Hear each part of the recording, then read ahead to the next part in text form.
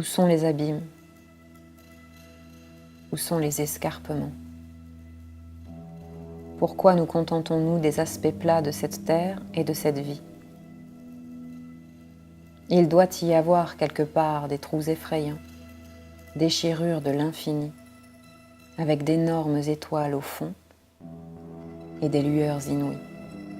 Ces quelques vers ont été le début de mon travail en 2015 à la résidence en solitaire à Montendre.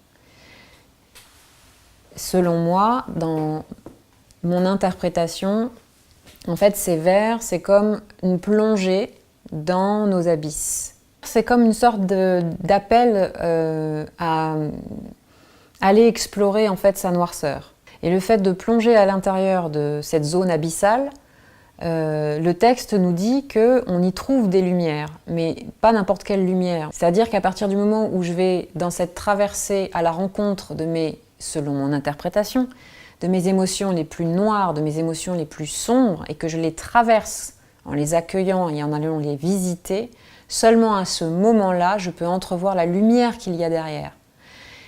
Là, pour moi, j'avais une sorte de cheminement qui était totalement naturel par rapport à ce que je vivais à ce moment-là et qui, justement, suscitait chez moi des émotions très noires, comme la tristesse, la colère, mais vraiment dans leur paroxysme.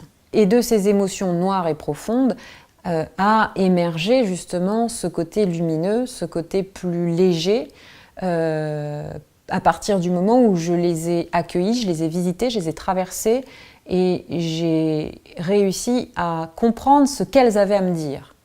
Et la première étape de travail qui s'appelle Naissance de Sadaka Diwali, elle commence par ça. Elle commence par la traversée des émotions, d'émotions qui sont noires, d'émotions qui, à un instant, me submergent, que je laisse s'exprimer pour par la suite réussir à en comprendre le contenu, le pourquoi du comment et désamorcer par la suite l'ampleur qu'elles avaient précédemment parce que non exprimées et tapies dans l'ombre.